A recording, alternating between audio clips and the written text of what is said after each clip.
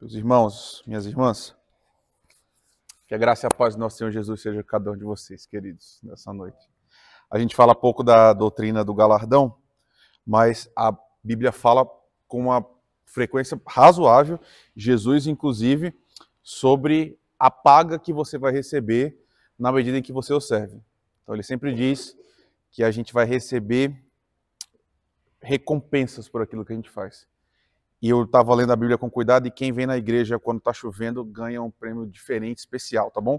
Então você escolhe, parece que você pode escolher ou uma casa na praia, no céu, ou no campo, dependendo mais ou menos do seu gosto pessoal, tá? Então já que você veio hoje, Jesus anotou direitinho, vai dar tudo certo lá. Vamos à carta aos Gálatas? A gente está ainda no primeiro capítulo, a gente vai começar hoje no versículo 11. Então, se você quiser acompanhar comigo, deixar a sua Bíblia aberta aí, a gente vai passear por esse texto. Mas antes da gente ler, eu vou te avisar de partida que a gente está diante de um texto difícil, certo? Vocês votaram por Gálatas, a gente está aqui a partir de uma eleição, mas eu sinto, irmãos, que a gente às vezes fica constrangido por encontrar algumas coisas na Bíblia. E aí a gente não lida muito bem com elas. E eu falo isso de uma forma assim muito apropriada, porque enquanto eu estava estudando para isso, eu escutei outros pastores falando sobre esse texto, e quase todos fugiram, pelo menos na minha leitura, daquilo que está aqui no texto, está na carta. É óbvio, eles falam do assunto central, mas eles tangenciam, eles apagam algumas coisas que estão no texto que são bem fortes. Eu vou tentar levar você a perceber isso hoje comigo. Então, como eu sempre tenho dito para vocês, o critério para validar aquilo que a gente fala aqui sempre é a Escritura. Então eu estou convidando você a conferir na Bíblia se o que eu vou te mostrar é assim mesmo ou não. Se o que eu estiver te dizendo estiver no texto, você recebe, amém. Se não, você rejeita e a gente parte para o próximo. Tá bom? Vamos ler o texto? Do 11 em diante. Mas informo vocês, irmãos, que o evangelho por mim anunciado não é uma mensagem humana, porque eu não recebi de ser humano algum, nem me foi ensinado, mas eu recebi mediante revelação de Jesus Cristo.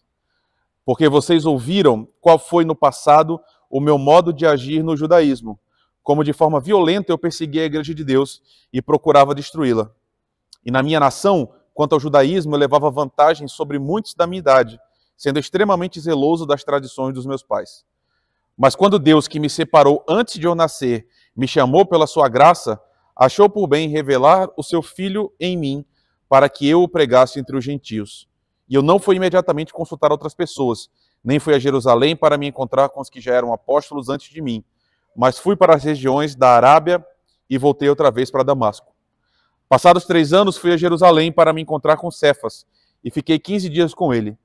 E não vi outro dos apóstolos a não ser Tiago, irmão do Senhor. Ora, a respeito do que eu estou escrevendo a vocês, afirmo diante de Deus que não estou mentindo. Depois, fui para regiões da Síria e da Cilícia. E eu não era conhecido pessoalmente pelas igrejas da Judéia, que estão em Cristo. Ouviam somente dizer, aqueles que antes nos perseguia, agora prega a fé que no passado procurava destruir. E glorificavam a Deus a meu respeito. 14 anos depois, fui outra vez a Jerusalém com Barnabé, levando também Tito. Fui em obediência a uma revelação.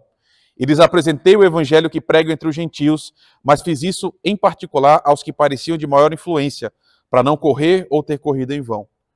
Mas nem mesmo Tito, que estava comigo, sendo grego, foi obrigado a submeter-se à circuncisão. E isto surgiu por causa dos falsos irmãos que se haviam infiltrado para espreitar a liberdade que temos em Cristo Jesus e nos reduzir à escravidão. A esses não nos submetemos por um instante sequer, para que a verdade do evangelho permanecesse entre vocês.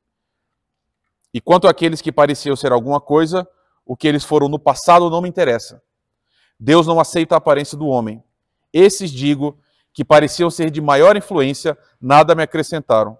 Pelo contrário, viram que me havia sido confiado o evangelho da incircuncisão, assim como a Pedro foi confiado o evangelho da circuncisão, pois aquele que operou eficazmente em Pedro para o apostolado da circuncisão, também operou eficazmente em mim para os gentios. E quando reconheceram a graça que me foi dada, Tiago, Cefas e João, que eram reputados colunas, estenderam a mim e a Barnabé a mão direita da comunhão, a fim de que nós fôssemos para os gentios e eles fossem para a circuncisão. Somente recomendaram que nos lembrássemos dos pobres, o que também me esforcei por fazer. Obrigado, Senhor, porque a gente tem esse texto em mãos. Pai, ao longo da história da tua igreja, Senhor, quão poucas pessoas tiveram acesso a esse texto, Pai. É tão recente esse direito que a gente tem de ter esse texto conosco na nossa casa, para a gente poder ler e reler e voltar a ele várias vezes. Muito obrigado porque hoje ele está disponível para nós, Senhor. E obrigado pela liberdade que nós temos também de nos juntarmos aqui hoje para falar sobre ele, na esperança de que o Senhor nos alcance, nos enche o coração, Senhor, nos leve para mais perto de Ti. Então, por favor, faz isso hoje conosco, cuida da gente, Senhor, leva a nossa mente para o Senhor, coloca o Teu coração no nosso, para que a gente seja parecido contigo, Senhor.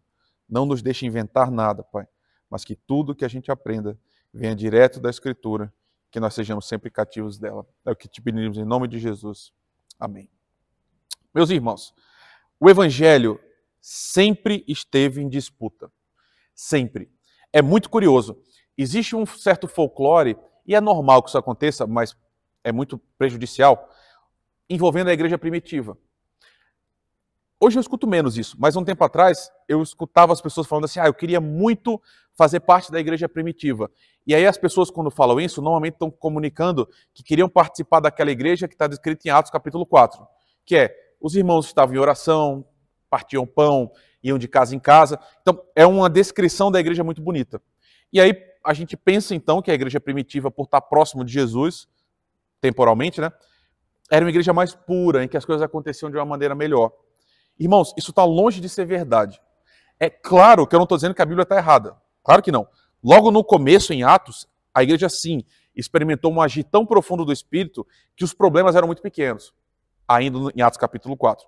Mas se você lembra bem, quando a gente chega no capítulo 6, essa mesma igreja que estava, entre aspas, perfeita, ela começa a ter problemas na divisão dos alimentos, aí nascem os diáconos, e aí a igreja continua indo em frente. Pois bem, o evangelho sempre teve em disputa, foi o que eu te disse agora há pouco tempo. E na igreja primitiva a gente vai ter diferentes grupos que estavam lançando seus ensinos. E ensinos que muitas vezes eram conflitantes. Vinha um grupo, falava uma coisa que ia ao encontro, ou de encontro, o que outro grupo falou. Então a igreja tinha dois ensinos diferentes. E agora, o que a gente faz com isso? Essa é uma das perguntas importantes que a gente tem aqui na carta de Paulo aos Gálatas, as igrejas da Galácia. A gente tem grupos diferentes, ensinos diferentes. E agora? Então, cumpre a um pastor e mestre até o fim disputar para que a prevalência da verdade se imponha. É o que Paulo está fazendo. Ele está brigando com a igreja, dizendo o seguinte, olha, eu estou querendo legar a vocês, dar a vocês um evangelho que é puro. E por isso a gente precisa consertar algumas coisas. É o texto que a gente tem em mãos, a gente viu isso na semana passada, né? Então, esse processo, irmãos, envolve enfrentar gente séria. E eu espero deixar isso claro para você ao longo que a gente vai caminhando. Mas o que eu quero dizer é que igreja sempre se faz assim. Quando tem um choque, quando duas pessoas falam coisas diferentes, o que a gente faz? Então, Paulo vai ensinar para a gente como é que funciona essa operação. Pois bem, qual é o centro? Defender o verdadeiro evangelho do qual os Gálatas estão se afastando. É isso que ele diz no capítulo 1 ainda, né? Vocês estão se afastando do evangelho rápido demais. Resgatando só o último versículo da semana passada, ele diz assim, eu não estou procurando o favor de pessoas, mas de Deus. Paulo está falando, eu não me preocupo com as pessoas, eu sempre me preocupo com o que Deus pensa de mim. Só que, irmãos, isso aqui é mais sério do que a gente pensa. Porque se Paulo precisou dizer isso, eu não me preocupo com as pessoas, você está entendendo que o que ele está fazendo é se indispondo com as pessoas. Certo? Ele está brigando. E essa indisposição cobra um preço muito alto, irmãos.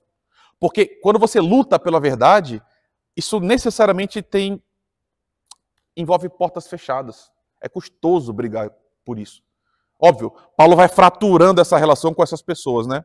Então, todo mundo, irmãos, você inclusive, ama ser amado, você ama ser querido. O que eu quero dizer, ninguém gosta de ser o chato. Ninguém gosta de ser visto e lido como aquela pessoa que está trazendo problema. É muito mais fácil apaziguar todo mundo e falar, gente, vamos embora. Vamos ficar todo mundo bem. Só que Paulo entende que servir a Jesus é abrir mão de muitas coisas, inclusive da sua própria reputação. O que ele está dizendo é, eu sou escravo de Cristo. A palavra não aparece aqui, Na sua Bíblia está traduzido como servo, mas é muito mais que um servo. Ele está dizendo, eu sou escravo de Cristo. Em sendo escravo de Cristo, então eu tenho que fazer o que Cristo pede de mim, então eu brigo com as pessoas. E a partir disso, então, ele vai desenvolver essa ideia agora no texto que a gente está falando hoje. Ele começa dizendo o seguinte, olha, o evangelho que eu anuncio para vocês não é uma mensagem humana. E isso é absolutamente fundamental. Por que Paulo briga tanto? Por que ele faz tanta questão de corrigir o ensino? Porque ele está dizendo, eu não recebi essa mensagem de ninguém. Não foi um homem que me contou isso. O que é que eu quero dizer? Existem vários campos do conhecimento humano. Nós aqui podemos dar teorias, ideias, e cada um fala a sua, e as pessoas às vezes gostam de uma, às vezes gostam das outras. E às vezes até brigam de forma muito apaixonada por essas ideias humanas. Não é o que está acontecendo aqui. Paulo está dizendo, não foi uma teoria que alguém me disse e eu achei boa, que funciona, e aí eu aplico. Não. Eu recebi essa mensagem diretamente do Senhor. E aí isso muda tudo. Quem diz a Paulo o que ele deve dizer aos outros é o próprio Senhor ressurreto. Então, em si mesmo, só por causa disso, a mensagem ela é autoritativa em si mesma. A origem da mensagem muda a forma como Paulo se relaciona com ela. O que ele diz? Nenhum ser humano me entregou. Eu não recebi essa mensagem de ninguém. Versículo 12. Nem isso me foi ensinado, mas eu recebi mediante revelação de Jesus Cristo. Olha que coisa incrível. Ele está dizendo, o próprio Senhor Jesus me revelou essa mensagem. E aí você lembra muito bem, a gente falou disso na semana passada, Paulo persegue a igreja, o Senhor o encontra no caminho para Damasco, e aí ele diz, Paulo, por que você está me perseguindo? E a partir daí Jesus, então, revela a mensagem diretamente para Paulo. Então, Paulo tem um encontro com o Jesus que é ressurreto, irmãos. Paulo vê Jesus, e vendo Jesus, escuta do Senhor esse chamado, né, a proclamar o nome. Jesus diz, né, eu vou mostrar que para você que importa sofrer pelo meu nome, e aí então ele passa a proclamação. Então, a importância da pureza, ou seja, a importância de manter o evangelho imaculado, se observa primeiro pelo fato de ter vindo de Jesus. Então, se Jesus disse, irmãos, você está entendendo, né? Se Jesus chegasse para você e dissesse assim, eu estou pedindo que você fale sobre isso, eu estou ordenando que você fale, você vai brigar por essa mensagem, porque vem direto do Senhor. Se fosse uma ideia humana, ela podia ser disputada, relativizada. Haveria espaço para concessões. Não é o caso aqui. Se foi Jesus que revelou, então nada e nem ninguém pode mudar qualquer que seja o detalhe.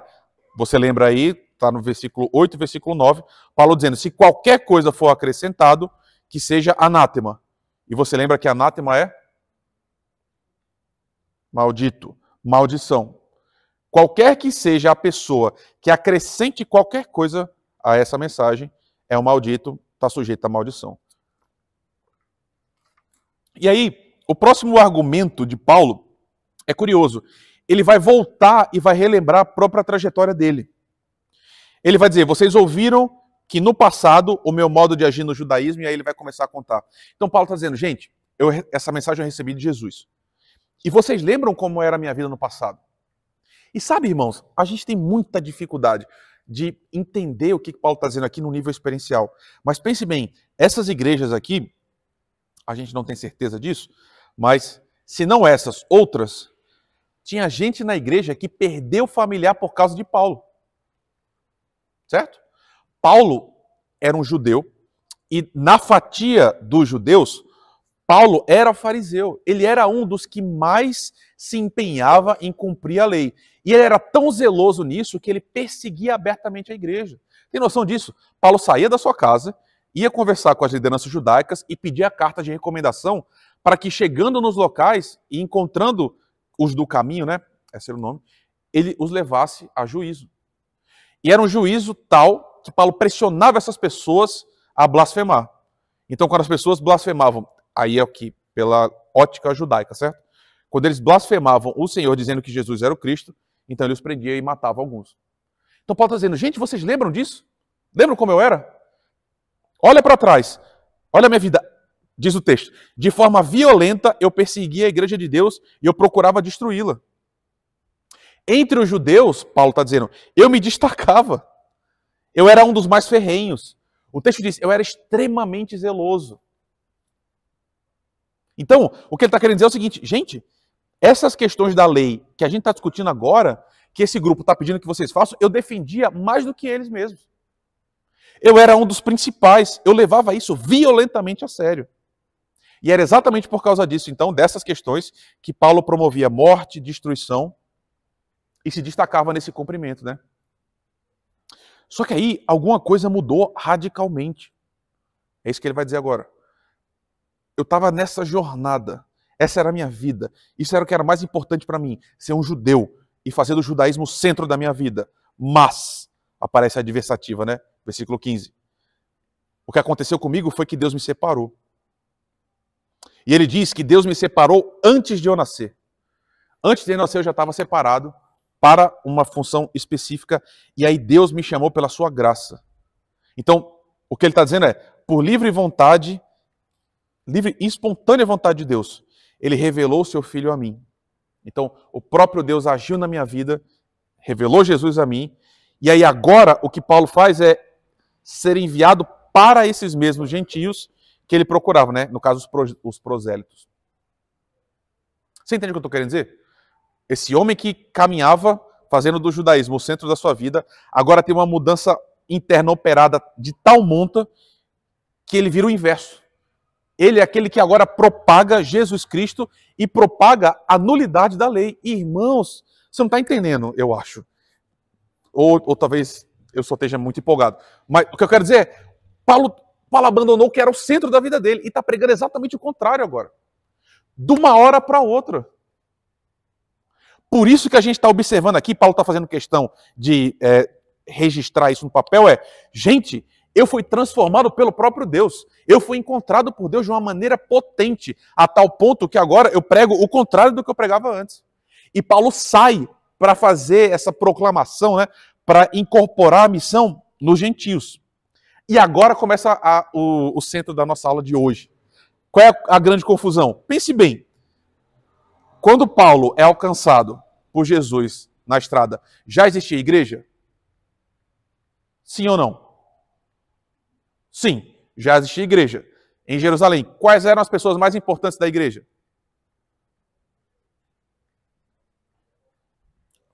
Bem alto, tá? Que eu sou meio surdo. Os apóstolos.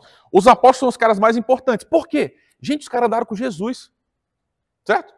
Desde o começo, eles viram, eles escutaram do próprio Jesus e eles foram testemunhas da ressurreição. Beleza, ótimo. A igreja se expande, Paulo persegue a igreja. E agora Paulo se converte. E agora ele vai passar a proclamação. O que a gente espera que aconteça? Que ele vá para Jerusalém, essa é a ideia. A gente espera assim, bem, se Paulo se converteu, ele vai agora para Jerusalém, vai conversar com os apóstolos vão fazer um seminário com ele, né? Vão lá explicar um pouco disso, um pouco daquilo, contar a história, e aí Paulo vai fazer alguma coisa. Olha o que ele diz no versículo, deixa eu ver para não perder. Versículo 16. Ele revelou seu Filho em mim, para que eu pregasse entre os gentios. Ok, missão. Olha o que ele diz. Eu não fui imediatamente consultar outras pessoas, nem fui a Jerusalém para me encontrar com os que já eram apóstolos antes de mim, mas eu fui para as regiões da Arábia e voltei outra vez para Damasco. Irmãos, é porque eu sou pastor, eu estou em concílios, certo? A Igreja Presbiteriana do Brasil se organiza em concílios. O que Paulo está fazendo é passando por cima de todo mundo. Eu não fui falar com ninguém. Não foi pedir a chancela dos apóstolos. É isso que eu quero dizer. Paulo não foi lá para os caras falarem assim, bum, agora você pode, Paulo. Vai que a gente permite. Ele disse que não. Ele não foi buscar essa liberação a partir de Jerusalém para ele fazer a missão. Pelo contrário, ele vai direto. Por quê? Aqui está, irmãos, a questão fundamental da vida de Paulo nesse aspecto aqui que ele está tratando, né? Paulo tem uma consciência total e absoluta do seu chamado. Essa experiência com Jesus foi tão intensa e aí tão única que Paulo, eu não preciso falar com os apóstolos. O próprio Senhor me chamou. E me chamando, o texto diz, certo? Lembre disso. Deus chama Paulo e fala, vá para os gentios. E ele vai para as regiões que a igreja não estava indo no começo. É isso que eu quero mostrar para vocês. Paulo faz o contrário do que a gente espera de um processo natural, né? Ele simplesmente vai direto para a missão. É claro, ele vai ter um tempo de preparação, ele mesmo vai dizer que passou 3 anos mais ou menos imbuído nesse processo, mas ele vai direto fazer o que Deus mandou. Só que ele vai mostrar pra gente que ele foi sim a Jerusalém. De novo, depois de 3 anos, certo? 3 anos depois desse processo, ele vai até Jerusalém. E aí, nesse período, ele passa 15 dias com Cefas. Quem é Cefas, irmãos? Pedro, beleza. O apóstolo mais importante, aquele que é uma das colunas da igreja, como esse próprio texto está dizendo, né? Ele passa 15 dias com Pedro. E só, irmãos. Perceba, Paulo aqui não está à semelhança do processo natural de um judeu de se colocar aos pés de um mestre, gastando tempo com Pedro para que Pedro ensine. Não são anos andando com Pedro. Ele não faz um curso, é isso que eu estou querendo dizer. Ele passa 15 dias com Pedro. E aí ele faz questão de dizer, eu não encontrei nenhum outro apóstolo, só um. Tiago, que é irmão do Senhor, pastor em Jerusalém. E aí ele coloca um marcador que é engraçado no texto, né? Olha o versículo 20. De novo, né? Talvez você não perceba isso quando você lê rápido. Ele está dizendo, ora, a respeito do que eu estou escrevendo a vocês, eu afirmo diante de Deus que eu não estou mentindo. Ele está dizendo, gente, é isso mesmo, tá? É verdade, eu não estou mentindo, eu não encontrei ninguém. Fui para lá, passei 15 dias com Pedro, mas só, nada demais. Então, o que Paulo está mostrando para a gente? O que ele está construindo? Ele leva a gente a ver um cenário para dizer algo que é muito específico. Eu não pedi licença para ninguém. É isso. Ninguém colocou a mão sobre mim e me assim, capacitou para a missão. Não. Eu tenho plena consciência que Deus me chamou da missão. O próprio Deus me ordenou e eu vou diretamente trabalhar, então. Por quê? Porque ele sabe, eu também vi o Senhor. Eu também recebi o Evangelho. Agora é trabalho, então. Então, o que Paulo está dizendo, e isso é fundamental para o argumento, irmãos. Por isso que ele coloca isso nessa carta. Nenhum ser humano tem autoridade para se interpor entre Paulo e a tarefa dele. Porque ele recebeu diretamente de Deus. Aí, ele diz para nós, a atuação dele, portanto, a partir desse encontro, né, se dá na Síria e na Cilícia. De novo, região gentílica. Lembra, a igreja de Jerusalém nem queria ir para esses lugares, os caras queriam só ficar ali entre os judeus. Paulo vai direto para falar com os gregos. Então, essa igreja de Jerusalém, por causa dessa operação, né, porque Paulo não vai lá se apresentar, ele está dizendo o seguinte, olha, o pessoal da Judéia, que é onde fica Jerusalém, nem sabe quem eu sou, eles nem me conhecem pessoalmente. E é curioso, irmão, isso aqui é um pequeno parênteses, certo? Quando a gente fala isso, eles nem me conhecem pessoalmente, talvez você tenha de mente assim, não, beleza, mas ele já viu a foto do perfil. Eles já escutaram a voz, que ele mandou áudio. Irmãos, quando Paulo fala isso, não me conhece pessoalmente, a igreja não sabia nem qual era o rosto de Paulo, certo? Claro, os de Jerusalém, que estavam sob perseguição, conheciam muito bem, porque tinham medo de Paulo. Mas os outros irmãos que não conheceram essa primeira parte de Paulo, eles nem sabiam quem Paulo era. Mas a igreja, diz Paulo, né, tem as informações preliminares. Eles diziam, aquele que antes nos perseguia, agora prega a fé que no passado procurava destruir. E aí Paulo está dizendo, e eles glorificavam a Deus a meu respeito. E aí você está pensando, o que isso tem a ver, né? Por que isso contribui para o argumento aos Gálatas aqui, para a recomposição do Evangelho? Olha como isso aqui é importante, irmãos. E de novo, olha como a gente lê a Bíblia e a gente não percebe, às vezes, algumas coisas estranhas. Por quê? Paulo vai mostrar briga agora, certo, irmãos? De novo, eu não quero lhe assustar, né? Assim, nem quero lhe escandalizar. Mas reuniões de concílios, irmãos, são bem menos bonitas do que a gente pensa que elas são. Porque o que a gente pensa? São líderes, gente crente, então eles vão lá e sempre conversam. Nem sempre é assim. A igreja tem muita confusão. Aparece isso aqui. Ele está dizendo claramente isso para a gente. Olha só. 14 anos depois. Irmãos, uma pausa. 14 anos. A gente está em 2024. 14 anos atrás era 2010. O que você estava fazendo em 2010? Ok, Bárbara estava na escola. Certo, 2010. 2010 eu estava no segundo ano da primeira faculdade que eu fiz. Pensa com calma. 2010. Irmãos, só para você ter um certo grau. Você vê como meu coração é podre nesse sentido, né? Eu me oriento para o futebol. Então, 2010, 2014 não tinha tido 7-1. Lembra como a vida era bonita antes do 7-1? 2010 foi a Copa da África. Você tem ideia? Lembra do Waka Waka, da Shakira? Ali foi 2010. O que eu quero mostrar para você é, olha quantos são 14 anos. 14 anos é tempo pra caramba, gente. Paulo está dizendo, só 14 anos depois eu voltei para Jerusalém. E voltando para Jerusalém agora, ele leva Barnabé e leva também Tito. É o que está dito no texto para nós. Curioso, aqui tem uma passagem bem enigmática, que Paulo deixa enigmática porque ele quer. Ele diz, eu fui em obediência a uma revelação. Então assim, Deus mandou para ele, vá para Jerusalém de novo. Ele não entra em detalhes, então nem cabe a gente ficar inquirindo. O fato é, Deus diz, Paulo, vai lá para Jerusalém, ele entende isso e vai. E aí quando Paulo chega, ele vai agora sim para dar um relatório, irmãos. Perceba, são 14 anos depois, certo? Quando ele chega, ele dá testemunho do seu trabalho, ele diz, gente, eu estou pregando o evangelho para os gentios. E os gentios estão acreditando, e os gentios estão se convertendo, e está cheio de igreja gentia espalhada pela região da Ásia Menor. É isso que Paulo está fazendo agora em Jerusalém. Só que olha que engraçado. Eu não sei se você acha engraçado, você levanta a mão e diz se você não concorda comigo.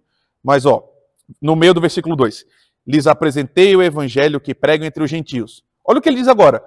Mas eu fiz isso em particular aos que pareciam de maior influência. O que Paulo está dizendo aí? O que você entende disso?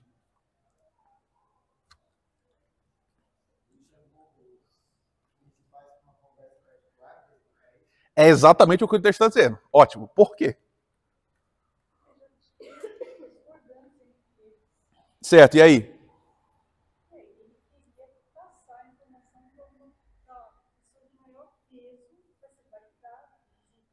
Então, o que eu acho engraçado é o seguinte, porque logo depois ele diz assim, eu fiz isso em particular aos que pareciam de má influência, para não correr ou ter corrido em vão. Irmãos, é um jeito bonito de dizer o seguinte, olha, eu fui lá em Jerusalém e eu juntei só quem importava mesmo, porque o resto nem vale a pena perder tempo e ficar falando com gente que nem vai nem vem. O que ele está dizendo é, se eu conversasse logo com quem manda e eles dissessem ok, eu não tinha que perder tempo com esses outros que... É um jeito meio grosso de falar, certo? Paulo é meio rude aqui, irmãos, e ele vai ficar pior ainda. Mas é isso que ele está dizendo. Eu chamei os que são de maior influência, eu chamei as autoridades do concílio, é isso que ele está dizendo. Então, Paulo vai diante de um conselho, essas autoridades então vão avaliar sua conduta e vão proferir sobre ele uma avaliação. Aqui sim, aqui Paulo vai dizer, eles vão olhar o meu trabalho e dizer, tá bom ou não tá. Então, ele dá um relatório completo da sua atuação, da sua atividade, e aí, mais uma vez, ele faz isso diante de um público que agora é restrito. E é um público que está investido de distinção. É uma galera separada. Ótimo. E aí aparece uma coisa absolutamente importante aqui, que talvez seja o centro. Olha o que ele diz. Falando com esse povo, falando com os caras importantes mesmo, ele diz, quando eles olhar, olha só, irmãos, ele está falando, eu dei o relatório, eu falei tudo que eu fazia, e eu levei Barnabé, levei Tito. Ele vai falar de Tito agora. Tito é grego. Essa informação é, Tito não é judeu. Tito não é de Jerusalém. Tito não conhece as histórias, né? Ele não participa dessa herança judaica que todos os crentes tinham em Jerusalém. Ele não participava das festas, ele não conhecia as músicas. Ele era grego. E agora, Tito, vocês lembram na Bíblia qual era a função de Tito? Tito era o quê? Tem uma carta para ele, certo? Paulo manda 2 a Timóteo e 1 a Tito. Porque Tito é pastor, irmãos. Tito é um pastor da igreja. Então, olha, Paulo levou um pastor. Só que esse pastor é grego. Então, você percebe o problema?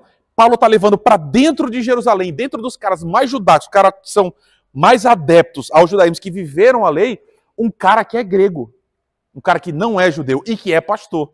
Irmão, isso é muito ofensivo. Eu sei que você talvez tenha um pouco de dificuldade de perceber isso. Mas assim, Paulo está levando um cara estranho para lá. Ele leva para Jerusalém um cara que é diferente. E que a disputa é justamente essa. Esse cara pode ser dos nossos ou não pode? Essa é a discussão em Gálatas. Ele não é circuncidado, mas ele é levado para lá. E aí o que o texto diz para nós? Mas nem mesmo Tito, que estava comigo sendo grego, foi obrigado a submeter-se à circuncisão. Olha que coisa importante, irmãos. Por isso que Paulo está trazendo esse episódio histórico aqui para a igreja dos Gálatas. Está falando assim, galera, em Gálatas, vocês estão malucos? Vocês agora estão querendo se circuncidar. Esses caras foram para a igreja de vocês e estão dizendo assim, gente, vocês não podem servir a Jesus se vocês não se circuncidarem. E o pessoal de Gálatas estava acreditando nisso, estava dizendo, não, a gente precisa ser judeu também. E aí Paulo está dizendo, vocês estão entendendo que eu fui até Jerusalém, levei um cara incircunciso e os pilares da igreja, olharam para Tito e falaram, ele não precisa se circuncidar. Está tudo certo. Ele é um irmão como nós, recebeu o Espírito Santo como nós, ele é um pastor comum de nós. É isso que Paulo está fazendo. Ele ouviu, então, daqueles homens que eles não recomendavam a circuncisão, ou que é uma forma de dizer, vocês não precisam observar a lei agora. Se vocês são cristãos, isso estou falando do Concílio de Jerusalém, vocês são cristãos, vocês não precisam cumprir a lei. Tito não precisa. Você pode ser pastor, você pode ser um dos nossos irmãos sem cumprir a lei. Então é muito importante, irmãos. É muito sintomático. O que acontece aqui é que o concílio referenda a atividade de Paulo, por tabela referenda a de Tito e libera Tito para ser o pastor do jeito que ele é, sem se circuncidar. Então, mais uma vez, Paulo está explicando. Isso aconteceu, eu levei Tito para lá, e Paulo é muito intencional, irmãos. Ele faz isso o tempo todo. Ele levou Tito para lá para mostrar, olha aqui um pastor, gente. Um pastor que não é circuncidado. E olha como Deus atua nele. É isso que ele está querendo dizer, né? Olha como ele é um irmão igual a gente. E ele fala, eu fiz isso porque falsos irmãos haviam se infiltrado para espreitar a liberdade e nos reduzir à escravidão. E ele está dizendo, a esses não nos submetemos por um instante sequer, para que a verdade do evangelho permanecesse entre vocês. Então o que ele está dizendo é, eu levei Tito para lá, nós fomos a Jerusalém, Barnabé foi comigo, porque falsos irmãos queriam, qual é a palavra que ele usa? Queriam espreitar a liberdade, mas é muito mais forte do que isso. Por isso que Paulo, em sequência, diz, eles querem nos reduzir à escravidão. Olha como Paulo coloca força para dizer o seguinte, se vocês decidirem, Gálatas, né? Se vocês decidirem seguir pela lei, vocês vão ser obrigados a cumprir a lei inteira e cumprir de forma perfeita para que Deus ame vocês. Vocês vão ser escravos de novo, escravos da lei, que Cristo nos libertou. Então perceba como é importante esse assunto para Paulo. E ele chama essas pessoas de falsos irmãos, né? Que quer dizer muita coisa para a gente hoje. Poxa, irmãos, eu tenho muito temor em ficar dizendo quem é crente e quem não é, em ficar dizendo qual a igreja é verdadeira, qual não é. Mas, ao mesmo tempo, o Senhor nos chama a perceber isso. Qualquer que seja a igreja, qualquer que seja o homem, qualquer que seja a mulher, que adiciona para nós obrigações que não estão na Bíblia para que a gente seja cristão, para a nossa salvação, anátema, é um maldito, é uma falsa igreja, é um falso irmão, segundo o critério de Paulo. Então olha como isso é forte. Qualquer pessoa que disser para você, você é crente, mas você só vai ser salvo se você tiver a saia desse jeito. Mais uma vez, né? Se você cortar o cabelo desse jeito, se você usar essas palavras, se você usar esse outro, se você sentar assim na igreja, se você... Essas adições, o que Paulo está dizendo é, cara, isso está no centro do evangelho. A gente não pode abrir mão disso. Ou seja, você tem que lutar pela sua liberdade. Porque Jesus Cristo te libertou disso. Te liberta por uma vida agora que não precisa da observância estrita à lei. Não, você se relaciona com ele a partir da fé, a partir do amor. Então, Paulo dá uma palavra muito dura. Olha só, irmãos, de novo, né? Eu acho muito engraçado essa parte, certo? Olha como Paulo é, de novo, meio grosso e meio ousado, né?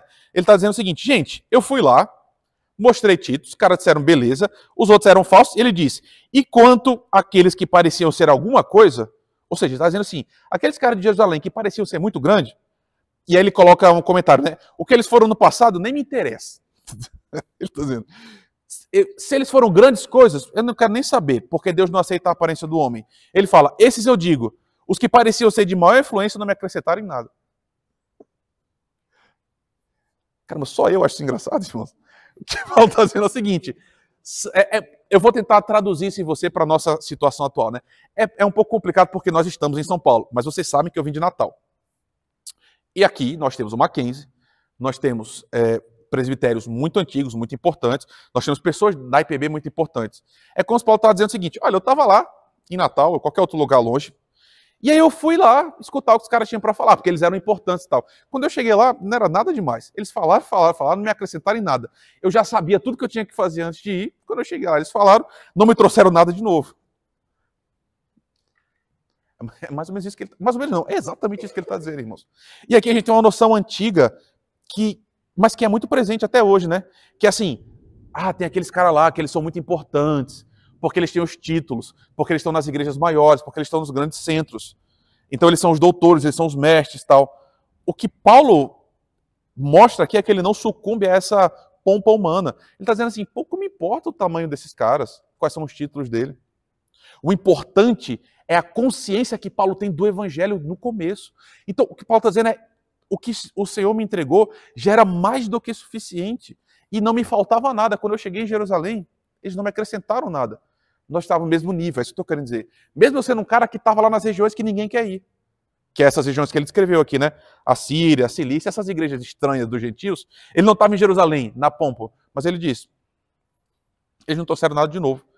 Era suficiente. Pelo contrário, o que Paulo diz que esses irmãos fizeram, e de novo, né, ele está falando dos apóstolos, dos grandes de Jerusalém. Ele diz, eles reafirmaram o trabalho tal como eu estava.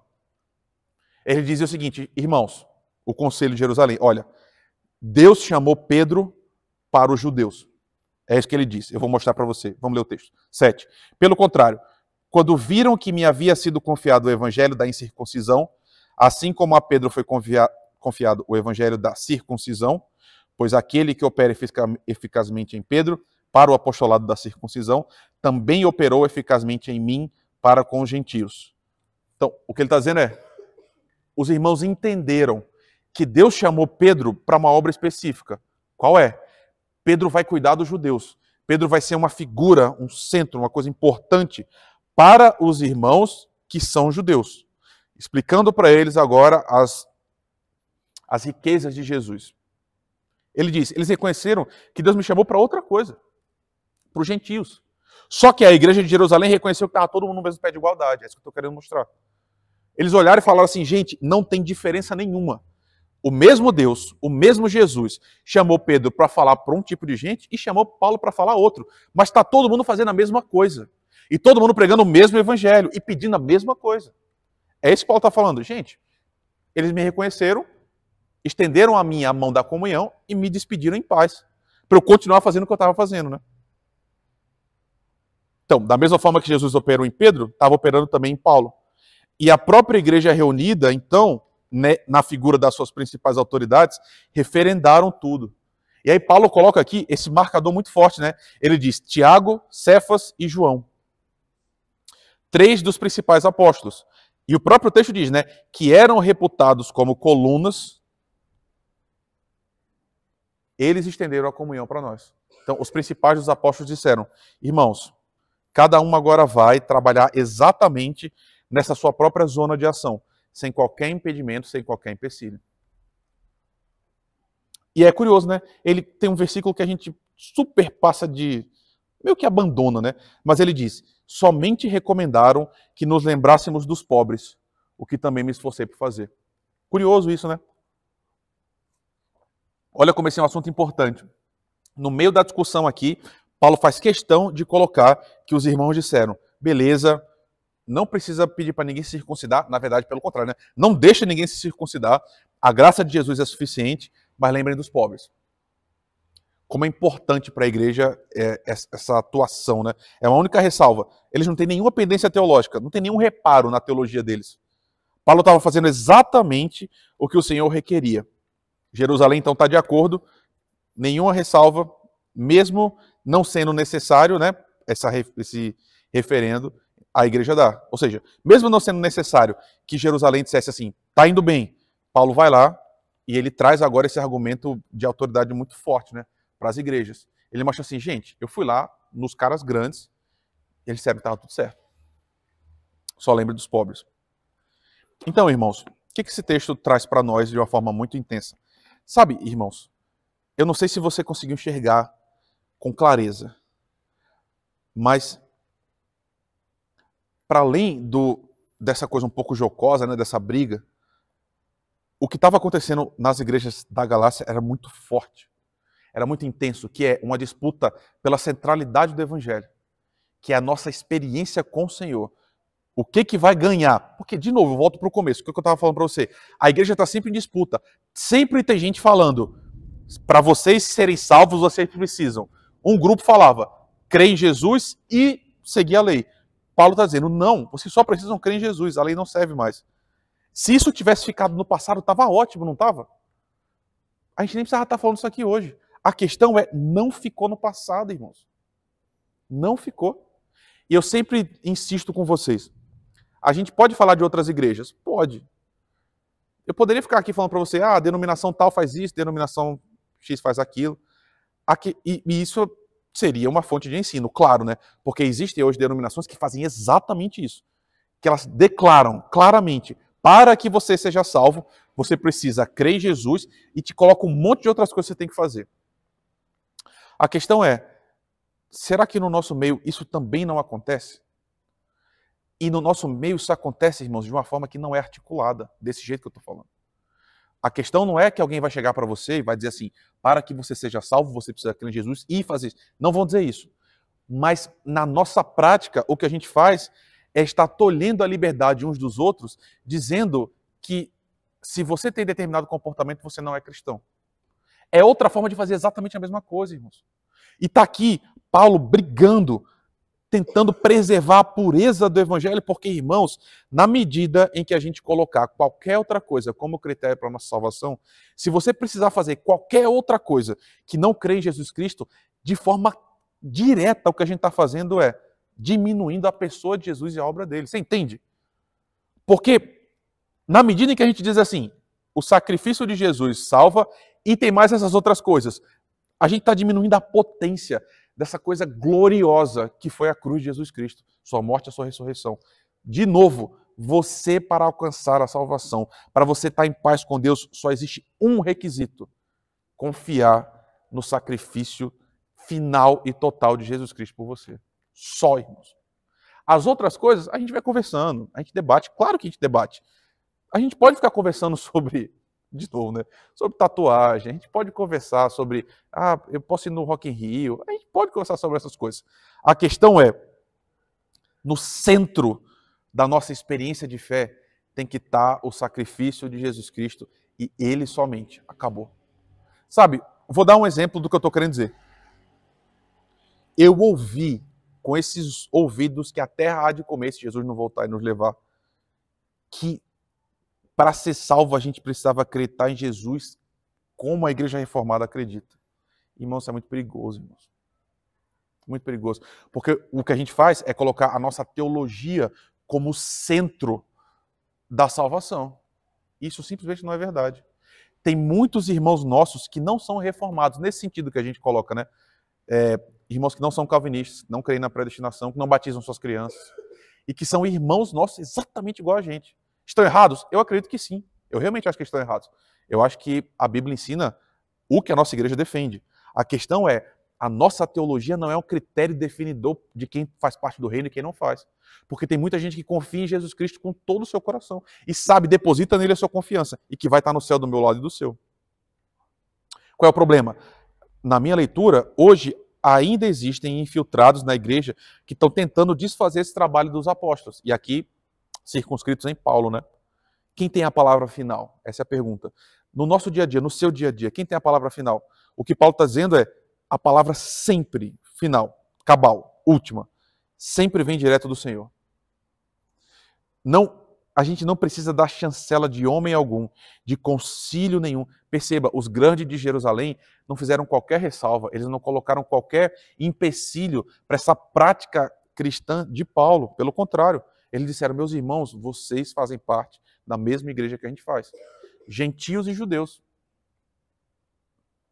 A questão continua se impondo. Quem tem autoridade sobre nós? E sabe, irmãos, talvez isso seja para você... Deixa eu falar com calma. Talvez você esteja muito em paz com isso. Porque você já entendeu essa mensagem. E glória a Deus por isso. Mas tem muita gente hoje, muita gente que está aqui nessa igreja que fica conversando comigo, que vem de contextos de total aprisionamento. Gente que tinha a vida cerceada. Irmão, você tem noção. Já é um outro assunto, mas é um assunto que está ligado a isso, que deriva disso. Você tem noção que tem gente que para comprar uma casa tem que pedir para o pastor? Para começar um namoro, o pastor tem que abençoar, ele tem que sentar para conversar com as pessoas. E aí a igreja começa a invadir a vida da pessoa nos mínimos detalhes para dizer 3 centímetros acima do calcanhar já é um pecado diante do Senhor, prova que você não está na fé mais. E as pessoas, elas sofrem com isso, porque é gente que ama o Senhor. É gente que quer viver de verdade uma vida que dá glória ao seu Deus. Mas outra pessoa vem e começa a colocar um sem fim de regras que acaba desvirtuando a pessoa desse caminho. Então isso é muito importante, irmãos. De novo, quem tem autoridade sobre nós? E aí, irmãos, eu amo a nossa igreja nesse sentido. E eu amo porque a gente é filho da reforma, irmãos. Nós somos os reformados. Isso quer dizer que a gente não tem papa. Não tem papa. Nem o que está em Roma e nenhum outro. Porque isso é importante. Às vezes a gente não tem papa. Qual que é o papa? É o Francisco, né? Que inclusive chama Jorge. Você sabia disso? O nome do papa é Jorge, ele é argentino. É, Papa Jorge. Ele não é nosso papa, mas a gente também não tem outros papas. Sabe, os nossos melhores pregadores da nossa denominação, eles não têm a palavra final. O presidente da IPB não tem a palavra final. O presidente do presbitério também não, nem o seu pastor. Nem eu. A palavra final sempre é da Escritura. Os concílios são importantes, irmãos? São, muito. Eles continuam tendo um papel fundamental? Sim. Só que aí na nossa confissão de fé, a gente diz, concílios erram e eles vão errar até Jesus voltar. Então, por que eu estou dizendo isso? Se os homens se juntarem para decidir como a gente deve cultuar a Deus, como não, se não tiver afinado com a Escritura, irmãos, a gente joga fora. Sabe, eu nem sei se eu podia falar isso, mas ele não está aqui, mas vai para o YouTube, né, também, enfim. O irmão Paulo veio conversar comigo, dando testemunho de como esse assunto foi complicado, inclusive aqui na igreja. E ele estava me dizendo que houve um tempo que o presbitério decidiu que você não podia se balançar durante o culto. O que eu quero dizer com isso? A música está tocando, certo? E aí ela tem compasso. Você ficar fazendo assim, era considerado uma dança, portanto, imprópria para o culto, portanto, pecado. Irmãos, não importa qual seja o concílio, que eu quero dizer. E, de novo, isso que eu estou falando aqui custa muito, sabe? Porque esses concílios que fazem isso, para mim era muito mais fácil falar assim, não, deixa esse cara para lá, vamos assim mesmo, tá tudo bem. Falar isso custa muito para mim, mas o que eu quero dizer é, essas pessoas não têm poder sobre a nossa vida, não têm poder sobre a nossa expressão de fé. Porque, de novo, são regras humanas, criadas por homens, que só querem que todo mundo seja igual a eles. Então o cara não gosta de bater palma, ninguém pode bater palma. Lá em Natal os caras foram proibidos de bater palma, a juventude começou a só estalar o dedo. Quer estalar o dedo podia, bater palma não. E eles proibiram estalar o dedo também. O que eu quero dizer é, irmãos, os grandes homens, os grandes concílios, eles não podem usar credenciais para corromper o evangelho. Ninguém pode chegar aqui e dizer assim, eu sou o presidente da IPB, portanto, e aí colocar uma regra para você. Não pode. Nada além do que o nosso Senhor Jesus requereu de nós pode ser requerido por qualquer outra pessoa. E aí, repito, a gente acaba com isso. Gálatas é uma carta maravilhosa sobre liberdade, irmãos. Porque Jesus Cristo libertou você para uma vida verdadeiramente livre. A lei que antes escravizava você, agora te liberta para uma vida profundamente feliz. Alegre de verdade. Eu não vou aceitar que crente tem que ter uma vida travada. Não vou. Ninguém vai me convencer disso. É claro, existem várias coisas que nos fazem muito mal e a gente abandona todas elas. Não estou dizendo para você estar em ambientes que são flagrantemente contra o nosso Senhor. Não estou. Mas a nossa vida, ela é livre. Jesus te criou para a liberdade. Para você aproveitar a criação que Ele mesmo criou, boa para você. E para você ser feliz, profundamente feliz. Porque no fim, alguns pastores acham que os caras são meio malucos. Eles falam assim, Deus não está preocupado com a sua felicidade. É mentira, irmãos. Deus não está preocupado com o que você entende como felicidade. Isso eu concordo. Deus não está preocupado em te dar carro, nem barco, nem nada desse jeito. Só que Deus te criou para uma alegria profunda e total. Deus não te criou para sofrer, não. Isso quer dizer que aqui você não vai sofrer? Claro que não. A gente está sofrendo, eu estou sofrendo também. E a gente vai continuar sofrendo. Mas isso caminha para um céu que é perfeitamente livre, profundamente feliz. Então, irmãos, nessa jornada, que ninguém tenha a liberdade de invadir o nosso meio para colocar qualquer regra no nosso meio, porque o Senhor nos libertou para uma liberdade perfeita. Nossa fé é tributária apenas do Senhor Jesus e do seu Espírito. Vamos orar? Muito obrigado, Senhor, porque nós podemos estar aqui relembrados dessa verdade. Pai, faça com que o nosso coração seja profundamente preenchido pelo Senhor e pelo Teu Espírito, Senhor. Deus, nós não temos nenhum interesse em ter qualquer comunhão com o pecado, Pai. A gente realmente quer uma vida santa, e uma vida santa de verdade, Senhor, em tudo aquilo que o Senhor nos pediu. Mas também, Senhor, nos livra de qualquer artimanha humana e demoníaca que parece piedade, mas que no fim restringe o teu povo naquilo que o Senhor nos criou para ser, Pai. Tem misericórdia de nós, Senhor. Pai, tem misericórdia hoje de todas as pessoas no Brasil e no mundo, Senhor, que estão vivendo debaixo de lideranças opressoras, Deus. Gente que usa o teu nome para poder controlar os outros e para ter benefício próprio, Senhor. Por favor, os liberta, Pai. De fato, aviva o Brasil, Senhor, por um evangelho que entende quem o Senhor é e que vive essa vida vibrante que o Senhor nos criou para viver, Pai. Tem misericórdia de nós, é o que te pedimos no nome de Jesus. Amém.